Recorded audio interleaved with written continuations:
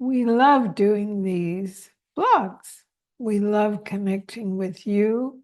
And our aim is always to give you something that you might use or reflect on to know the beauty of who you are more and more, and how that relates to having wonderful food habits.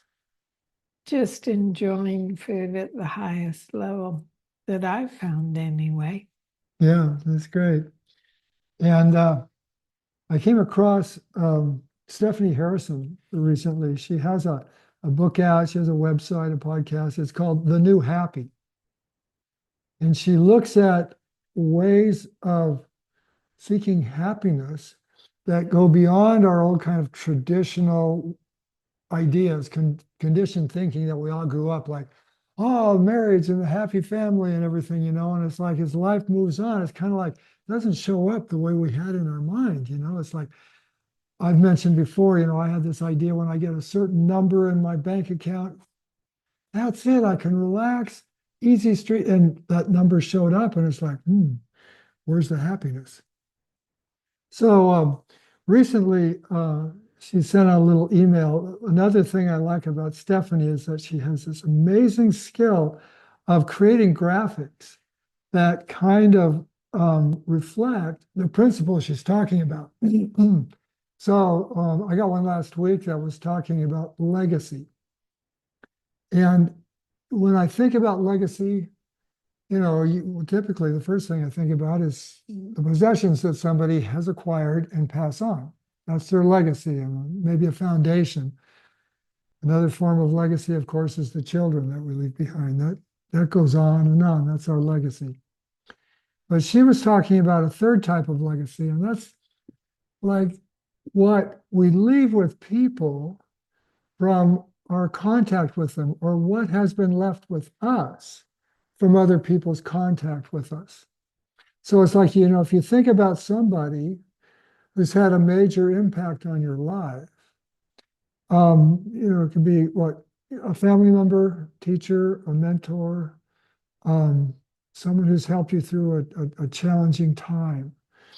And that person may be gone, or you don't have much to do with them anymore, but it's like they're still alive inside of us. It's like somehow their presence is not just a memory, it's like part of what we've become. Now, that's a real legacy. I want to share the graphic that she had for this. I think it's really sweet. Let me see, how do I do the shares down here? So yeah, so there you have it. So what she pointed out was that as you go through life, you will meet many people, and your legacy is the love that stays with them. I just loved that. It like just changed that whole paradigm for me of what a legacy is. And the, the possibility that it brings to my interactions with people. It's like, what am I leaving them with?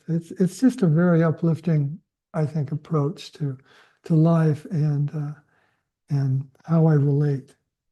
Yeah, to life and relationship, which so much of our lives are centered around relationship.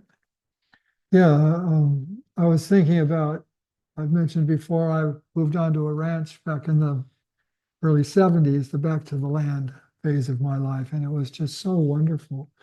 I learned so much coming from Southern California, a little surfer boy, and all of a sudden it went from my life. I realized when I got on the ranch, I had seen life as kind of this linear process. You go to the store, you buy things, they get used, they go to the landfill. You go to the store and replace them, and it was like this linear thing. I move onto the ranch, and it's like, it's not linear at all. It's completely cyclical. Nothing was wasted. One system's waste was another system's food. Um, Whatever the animals pooped went onto the garden to make more food, to make more poop, to go back on the. everything was cyclical. It was like, this is so cool. And, that was kind of a fundamental that I learned on the ranch that has stayed with me. But thinking about it, reflecting on my life and the person I've become, I will think of something about that time on the ranch and those people almost every day of my life. And that was 50 some years ago. So this idea of our legacy is what stays with people, even when we're not with them anymore. And how does that relate to food? Yeah, so when we look at that in terms of my relationship with food, what I learned, the legacy that people have left with me is what I've become. And what I've become is how I relate to people, to situations, and to my relationship with food. And so, what this brought up for me was how we see people all the time. You look at parents with their kids, and how often the way a parent looks is the way the kid looks.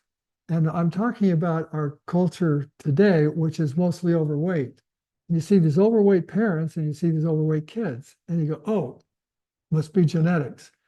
I kind of scratch my head and think about that. And as we've mentioned in an earlier blog, it's like genes load the gun, but diet and lifestyle pulls the trigger. And I watch the way the parents eat, and I watch the way the kids eat, and it's like, well, what's that have to do with genes so much? That is, we're talking about excess calories and these ultra processed foods that don't nourish the body. So we're always looking to get more in order to sustain ourselves. Anyway, it's a crazy cycle that we've talked about before. So this idea of looking at our legacy, it's like, what am I sharing with people about my relationship with food that may have something of a legacy value for others? The way that I value my relationship with food, and what will that do for others? Yeah, on every level, on the health level, on the health of the planet, on even the brain health, the psychological health of everything is related to the legacy we share by our example. Yeah. And for me, there's no question, there's only a major healthy way to eat, and that's whole food plant-based, because it puts to bed all of the chronic conditions that are a real challenge for so many people today. And we try to suppress the effects of the condition with meds, but that does nothing at the causal level. And food does everything at the causal level. It really brings us into a state of high health and well-being. Yeah. So when I was thinking about what Stephanie is referring to as the legacy, probably the most important legacy, is how our values are carried on into the future after we're gone, and how those values are a reflection of the love we share. I remember going through a phase in my life where it's like I really wanted to understand values and I wanted to live for values. So I was really like, what are my values? It's like integrity and kindness and patience and things like that. And then I would try to be kind and patient and all that. What I've seen now, as we have gotten more and more into this understanding, is that it's so much simpler than that. See, that's the doing values, as opposed to being these values. And the simplest way to be these values that I think are of the most importance is to be the love that we are. Come into that space within that is that quiet, open, non-judgmental space, the love that we are, And from there, integrity and love and kindness and patience, they're the default. So we don't have to really think about the values we want to share if we just find ourselves in that space, in that loving space. Yeah, and from that loving space, that's where we hear all the wisdom of the body, guiding us to eat in a way that really supports our health and well-being and ability to share love with the world. Yeah, so that's why we're always encouraging people to listen to your body. And I remember when we were teaching classes in Edmonton, and that was way pre-COVID. This is like, the early 2000s. And everyone would come to the house, and we'd have 20, 25 people there, and we would talk about listen to your body. And inevitably, someone would raise their hand and say, my body wants chocolate, and we'd have to chuckle because there's some truth in the fact that there can be this craving in the body for things that aren't necessarily of the highest value, aren't the most loving thing to do for our bodies.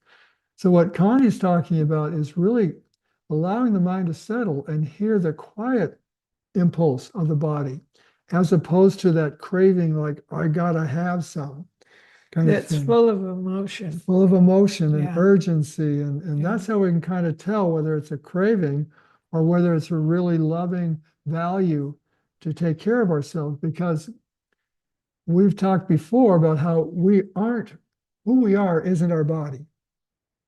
If we look at it from that standpoint, if we look at it from the standpoint of who we really are is the love that we are.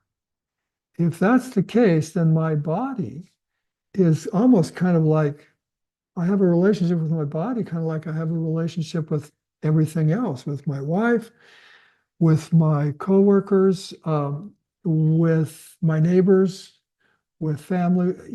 It's a relationship between me, my love, and everything in my life. So if my body is another one of my relationships, then I really want to leave a legacy that comes from this place of love. And if I let my mind settle and really listen, my body will let me know how to most reflect this value of love for it. Well said. Recipe. So Bill made the recipe. I want him to talk about it, but what I want to share with you, it's perfect for Thanksgiving.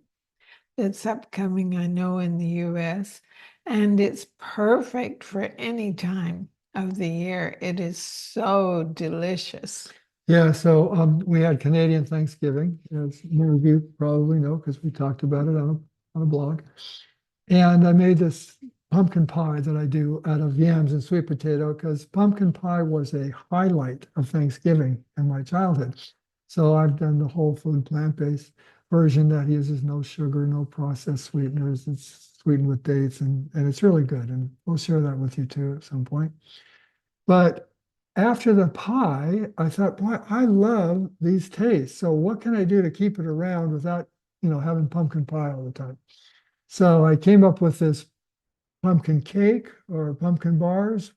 You can do it in a 7-inch spring form, so it's round and it's like a little cake. So you've got a beautiful pumpkin spice cake. Or what we've been doing lately is to pour it into an 8-by-8-inch baking dish and then cutting it into like 16 little squares, little morsels.